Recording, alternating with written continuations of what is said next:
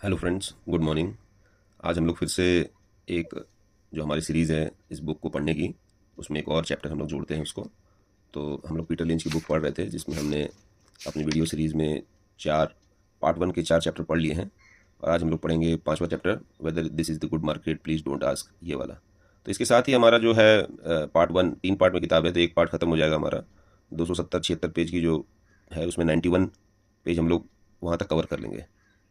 तो ये अभी तक हम लोग का सिलसिला जारी है। जो रनिंग नोट्स मैं बनाता हूँ उसको ही आप लोग के साथ में शेयर करता हूँ। एक्चुअली जो ये रनिंग नोट्स मेनली क्या होता है कि जैसे पीटर लिंच ये बुक्स आप खुद पढ़ेंगे तो आपको वो चीज़ बोरिंग लगती है, जबकि हम घंटों घंटों बात कर सकते हैं। तो जैसे हम लोग नॉर्मल बातचीत करते हैं उस मोड में मैंने इसको ऑथर के पर्सपेक्टिव से जो कहना चाह रहा है वो समझा है, और उसको अपने जो हम लोग आम बोलचाल में दोस्तों के साथ बात करते हैं उस लैंग्वेज में लिखने की कोशिश की है, जिससे कि ग्रेस्पिंग और होल्डिंग पावर उसकी बढ़ जाए। उनके फ्रेम ऑफ रेफरेंस से अगर हम देखेंगे तो फिर वो चीज़ हमारे लिए इंटरेस्टिंग नहीं रहती है। That's why we do not read books. तो लेट्स स्टार्ट कि is this a good market please don't ask. तो इस चैप्टर में पीटर लिंच बताते हैं कि जब भी वो कहीं पे स्पीच देने जाते हैं तो भीड़ में से कोई ना कोई उठ के पूछ लेता है कि पीटर चचा, क्या ये बुल मार्केट है कि बियर मार्केट है, वैल्यूएशन टर्म्स में क्या ये रीजनेबल है ना। तो मतलब इधर से कोई पूछता है तो उधर से कोई पूछता है कि भैया चचा, बुल जिंदा है और गुर्रा रहा है क्या, दुलत्ती मार रहा है, ये भालू अपना लटका हुआ मुंह लेकर आ गया है। तो इन सब चीज़ के लिए जो पीटर लिंच का एक ही जवाब रहता है कि भैया स्टॉक में पैसा बनाने के लिए मार्केट प्रेडिक्ट करना जरूरी नहीं है। अगर ऐसा होता तो मैं ठन ठन गोपाल रहता। तो पीटर लिंच ये बोल रहे हैं कि अगर मेरी ज़िंदगी भी अगर दाव पे लगा दी जाए या कनपट्टी पे बंदूक भी रख दे कोई, तो भी नहीं बता सकता कि मार्केट कब गिर जाएगा। 1987 में जब गिरा था मैंने किसी को वार नहीं किया था और नहीं मुझे कुछ पता चला था, और 1000 पॉइंट लुढ़क गया। और मैं अकेला नहीं हूँ ऐसा बेवकूफ़, ऐसी लंबी चौड़ी लिस्ट है मेरी जमात वालों की जिन्होंने प्रिडिक्ट नहीं कर पाए थे।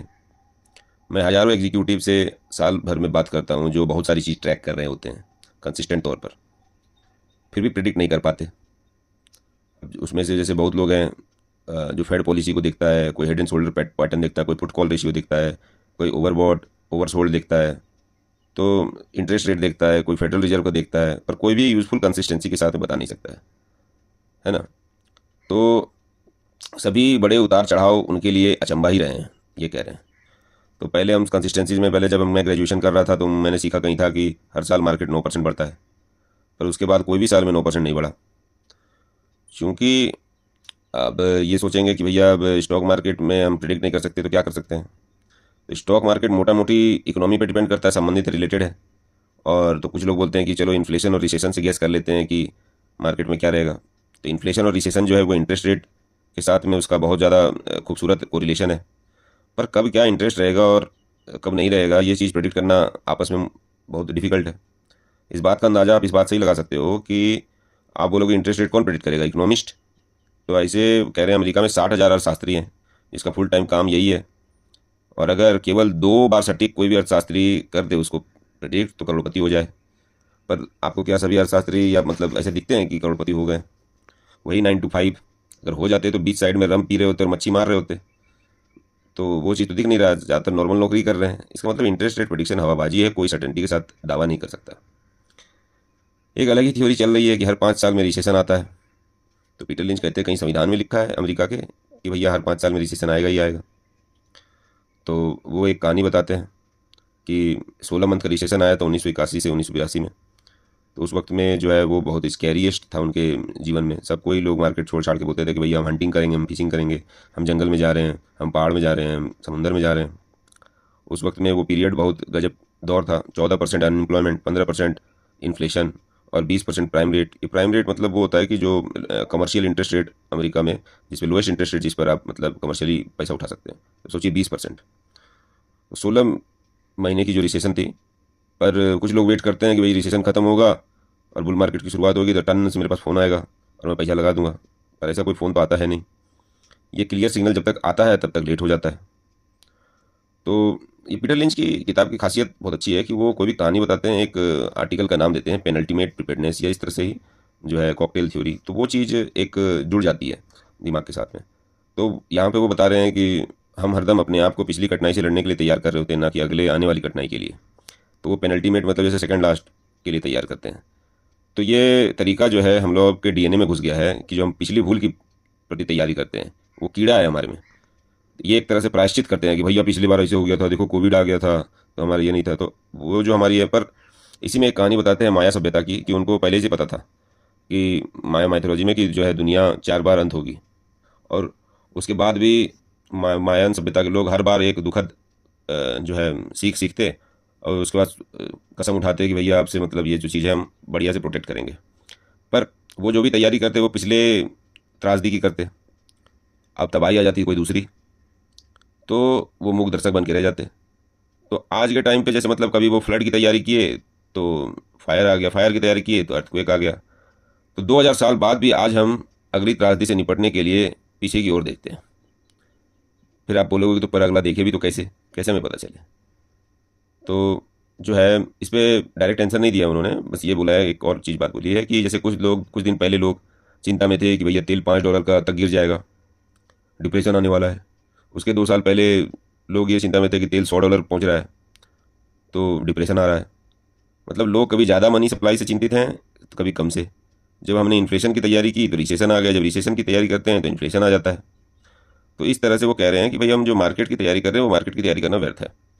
अब उसी को फिर एक बार बताते हैं, अपनी कॉकटेल थ्योरी के एक आर्टिकल लिखा उन्होंने, कि अगर पेशेवर अर्थशास्त्री इकोनॉमी नहीं प्रेडिक्ट कर पा रहे हैं, जो फोरकास्टर है पेशेवर वो मार्केट को फोरकास्ट नहीं कर पा रहे हैं, तो हमारे जैसे एमेचर इन्वेस्टर की क्या औकात है?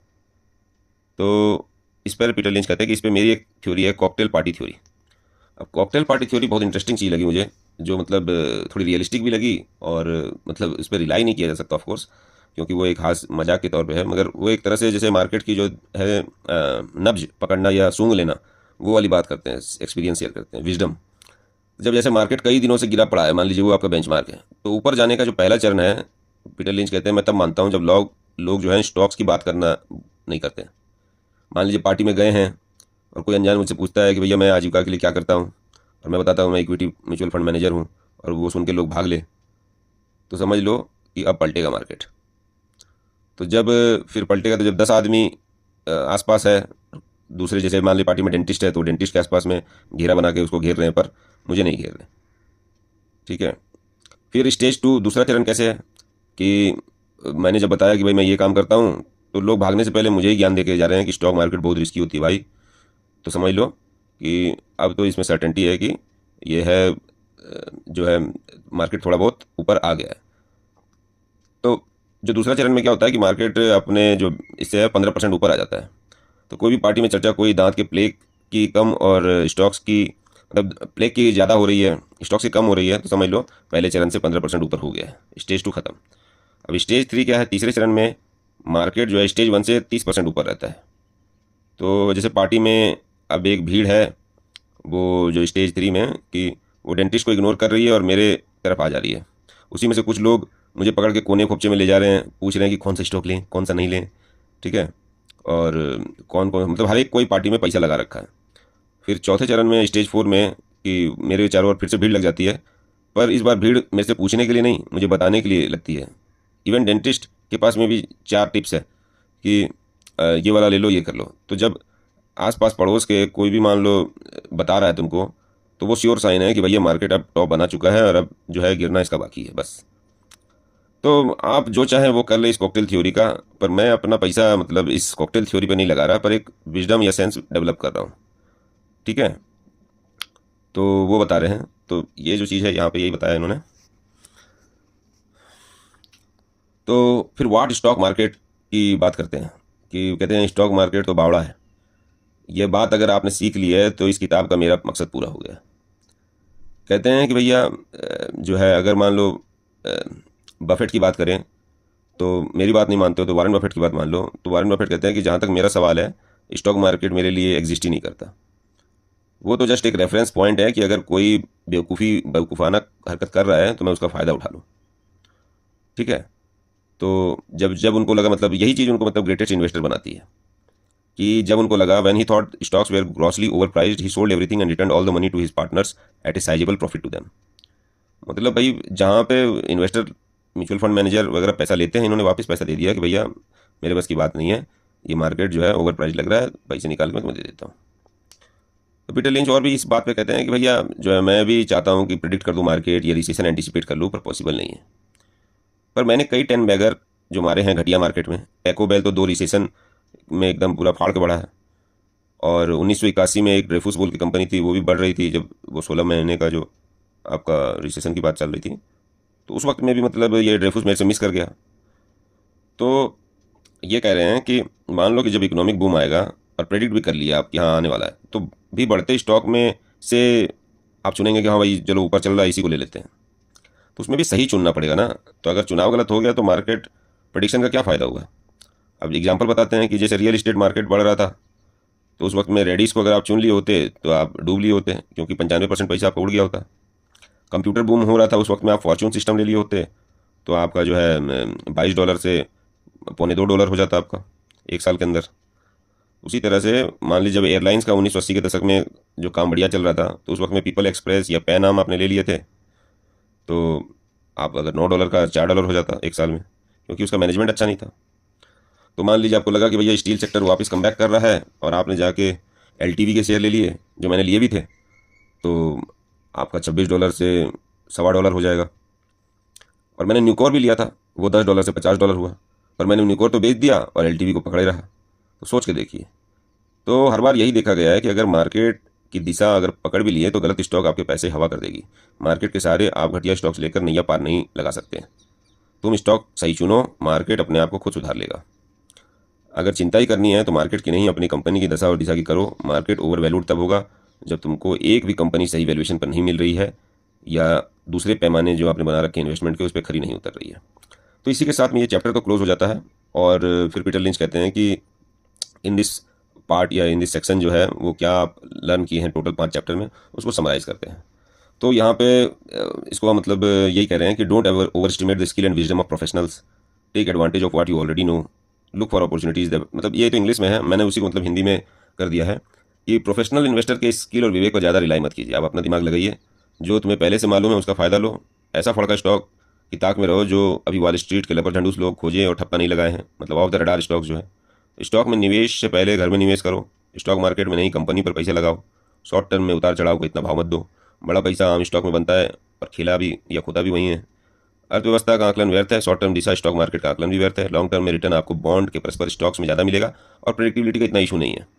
जिस कंपनी का शेयर तुम ले रखे हो उसके बारे में अप टू डेट रहने का मतलब है कि निरंतर पोकर खेलने जैसा, कि दूसरे का हाथ देखना है कि पता क्या क्या चल चुका है, क्या चल रहा है। तो कॉमन स्टॉक्स सबके लिए नहीं है, ना ही ज़िंदगी के हर पड़ाव के लिए कॉमन स्टॉक्स लिए जाते हैं। आम इंसान जो है बढ़िया लोकल कंपनी और प्रोडक्ट के बारे में प्रोफेशनल से पहले पता चल जाता है उसको। कंपनी के बारे में थोड़ा जानकारी या एज रखना आपका पैसा बनाएगा। स्टॉक मार्केट में हाथ आया एक भी स्टॉक 10 के बराबर है जो आप इधर उधर वॉच लिस्ट में लगा रखे हो। तो यहीं से मतलब ये हम लोग 1/3 बुक ख़त्म कर लिए हैं। अब हम सेकंड जो है पार्ट वो बाद की वीडियो में चलेंगे। Thank you. Like share subscribe कर देना दोस्त लोग, और कमेंट नहीं करते हैं यार आप लोग, तो उस पर कमेंट भी किया कीजिए अगर कोई क्वेश्चन है तो।